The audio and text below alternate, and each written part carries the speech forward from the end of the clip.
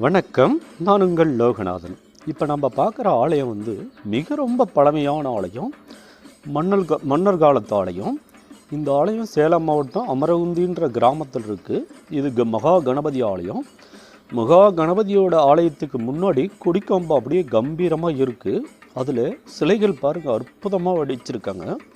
கணபதி சிலை இருக்குது, முருகபெருமான் சிலை இருக்குது. இது போன்ற அற்புத காட்சிகள், கொடிமரத்தோட அற்புத காட்சிகள் அப்படியே பார்த்து ரசிங்க. பழமை நிறைந்த ஆலயம், மகா கணபதியோட ஆலயம். அப்படியே பாருங்கள், மன்னர் காலத்து ஆலயம் மிக அற்புதமாக இருக்குது. ரொம்ப ரொம்ப பழமையில ஆலயம், கற்கோயிலாக இருக்குது. அப்படியே பாருங்கள், அருமையாக இருக்குது. அதோட தோற்றங்கள் எழில்மிகு இருக்குது.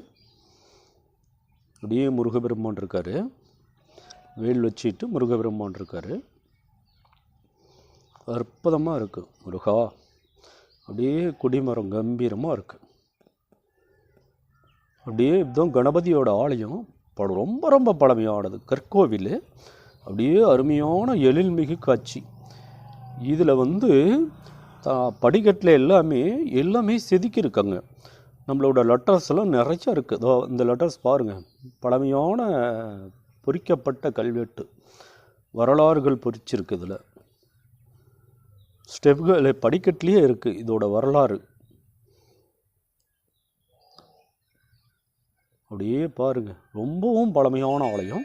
இது கோவிலோட உள்ளமைப்பு. இதில் கணபதிக்கு முன்னாடி நந்தியம் பெருமான் இருக்கார். இதில் தான் ரொம்ப ரொம்ப சிறப்பு. மகாகுருநாதர் மகா கணபதிக்கு முன்னாடி நந்தியம் பெருமான் இருக்கார். இது மகா கணபதியோட தரிசனம். அப்படியே மகா கணபதியை தரிசனம் பண்ணிக்கோங்க.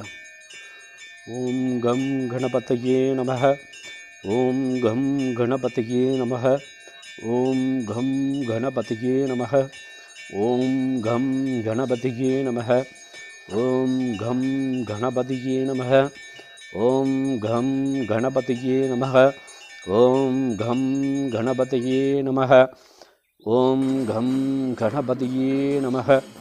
இந்த ஆலயத்தில் நம்ம மகா கணபதிக்கிட்ட எந்த பிரார்த்தனை வச்சாலும் அப்படியே நிறைவேறதான்.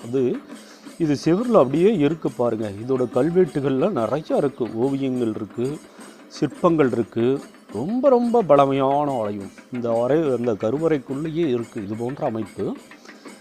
இந்த மகா கணபதிக்கிட்ட எந்த கோரிக்கை இருந்தாலும் வச்சா நிறைவேறுது அப்படின்னு சொல்லி மக்கள் சொல்கிறாங்க.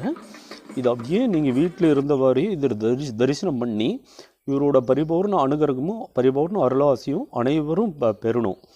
அப்படியே மகா கணபதியை தரிசனம் பண்ணிக்கோங்க. உங்களோட குறைகள்